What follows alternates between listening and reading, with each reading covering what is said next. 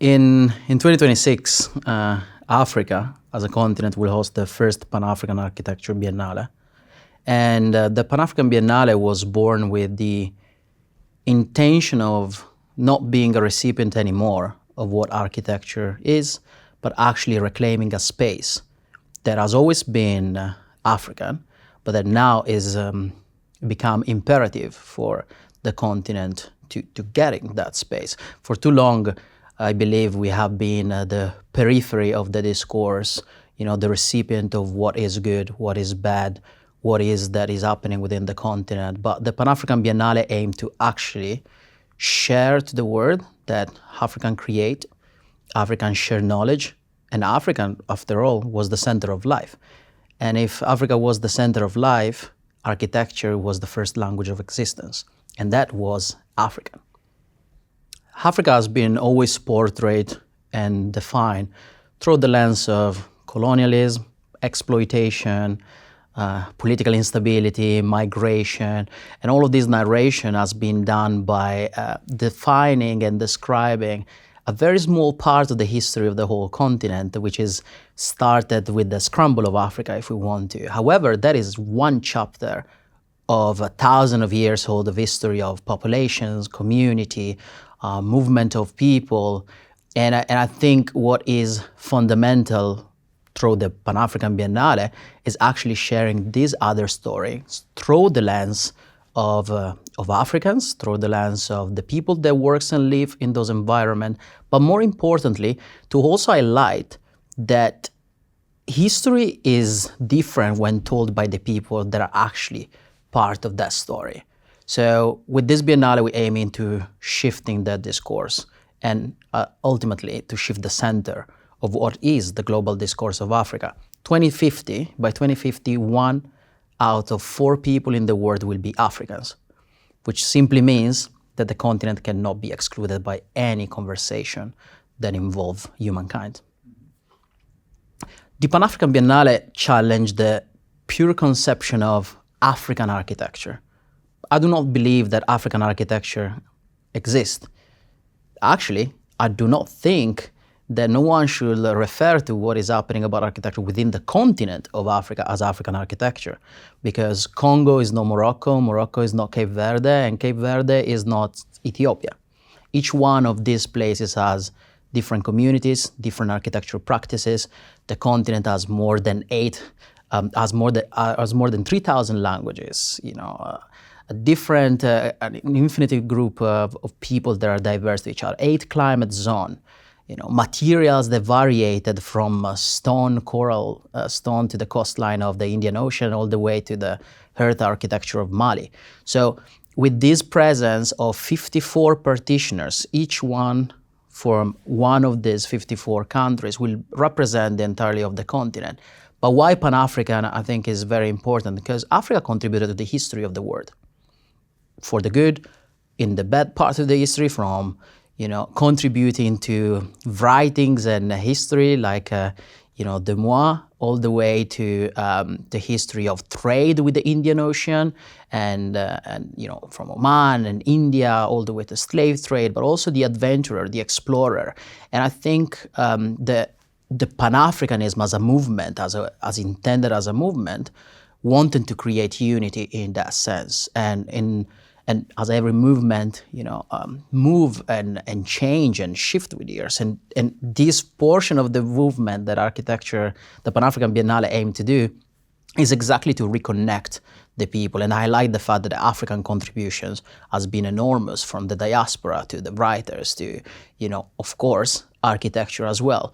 And that Africa is still the epicenter of production, of resilience, of communities, and hopefully also the world will understand that is also the nest of solutions for the crisis that the world is facing today. Well, it always intrigued me a bit when we talked about sustainability, because I do think that the concept of sustainability per se has been very Eurocentric in that sense. Who defines what is sustainable? because I do not believe that sustainability is based on LEED practices or passive house or living in a glazed tower where you can't even open the windows.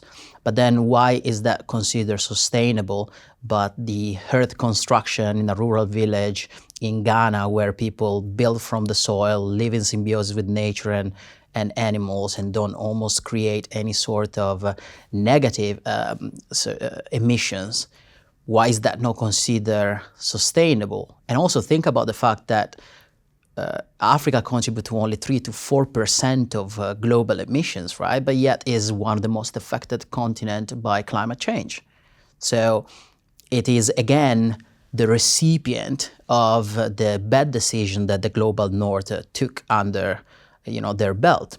So what this Biennale want to do as well is to share new ways of seeing what sustainable architecture is, but also trying to give an answer to how to solve some of the problems, megacities, movement of people, the migration from rural areas to cities, water issues, sea level rising. So I think all of these, they do have African solutions, and architects that will exhibit, architects that will open this first Biennale will actually showcase that the continent is much more than what the history told by the global north actually showcase it is. Mm-hmm. Well, so I think a history, when we talked about Africa, is not simply history. I think that when we talked about Africa compared to the other parts of the world, the history told about the continent is just the portion that the colonizers decided to share, which again, it shifts a bit what is the reality of the narration. And I think there are a few examples that are very interesting. When we look, if you look up on the internet, the richest man ever lived, it comes out the Emperor Mansa Musa from Mali, right? Yet today, Mali is not even in the list of countries with gold reserves, which then makes you understand that something is not correct in terms of what the history has been told. Because how can the richest man in the world coming from a country that is not on the list, yet France is the number 4? So I think all of these are indicators of lack of sharing knowledge, right? I think everyone is aware, for example, of the family de' Medici in Florence, but very few talk about Alessandro de' Medici, which is portrayed with curly hair and black skin. In fact, the mother was actually African descendant. So all of this part of the story would have to share the fact that the continent was rich, that the history were great. Reading travels like Ibn Battuta, which traveled extensively in the Muslim world for 30 years, he defined cities, some of the cities that he saw in Africa, like Mogadishu, as an incredible town with rich people and traders. But yet that conversation a bit shift because obviously the story being retold. And in cultures where predominantly history shared orally, that become a very strong point of weakness if all the publications are written by non-Africans. So I think the Biennale really wants to put a stop, at least for what is concerning the world of architecture, to define that, okay, I may accept the fact that you're not aware of what is happening in the continent in terms of architecture, and I give you the benefit of doubt. However, after this Biennale and the fact that you will have access to understand the partitioners, the architecture of the continent, then if you neglect the participation and the engagement of these partitioners and their histories, then it's deliberate. It's not anymore about lack of knowledge. So when I'm talking about bridging, this is the possibility to create those exchange and connections. Well, I think colonization took away a lot from many people around the world, not only the people of the continent of Africa. But I think what is important to also remember is the fact that history as a thing, it happened, and that's how it is. What I believe that is important is acknowledge those histories and then moving forward in a common ground that is, at the same level for everyone. So I do believe that is fundamental to kind of like do a step forward to first having an equal table. Not that someone has a stronger voice than someone else. When using always architecture as a point of reference, We can't talk about the colonization studies and having all this discussion when majority of the architecture biennale around the world that do not involve African partitioners, and when they do is under very little conditions of participation, almost having a quote of presence, but it's not due to the real interest in what is happening in there. So if that is the way of recovering and cleaning the cushions in that sense, is like, well, that is not what I'm aiming to. I'm aiming to having real conversations, real partnerships, and real discussion to move forward in an historical moment where it is necessary to have dialogues rather than divisions. Architecture is a political act. You can just decide to accept that or pretend that it's not like that. So whatever action we do, it is the strongest of the political act by forcing people to either live in certain spaces or passively engage with them, right? And if you think about that, I believe around 83% to 85% of our lives is actually spent within buildings. That alone is an indicator of the extreme power that the built environment has psychologically, physically on us. But for me, in considering the very challenging political times that we live in moments where rather than build bridges and, in understanding the value of diversity and exchange practices and communication, we cut those bridges more and more. The Biennale wants to help to rebuild some of these bridges, but also by telling the true story of each one of the region of the continent to showcase that there is much more of what media has been portrayed, politicians, defined as the negative aspect of Africa again.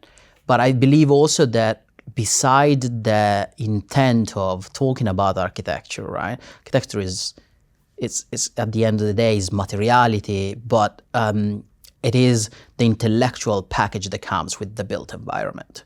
Why you build, for who you build, what is the intention, what is the impact that you want to have in the future. So I'm hoping to have all those discussions that can finally, in 2025, where we are all connected and interconnected, where the butterfly effect is a real thing. Whatever happened to someone in South America effect who lives in Europe and Africa and vice versa, we don't have the luxury anymore to live independently. So we do need to collaborate and create bridges if we want to, survive to the global challenges of climate change and growth population and lack of resources.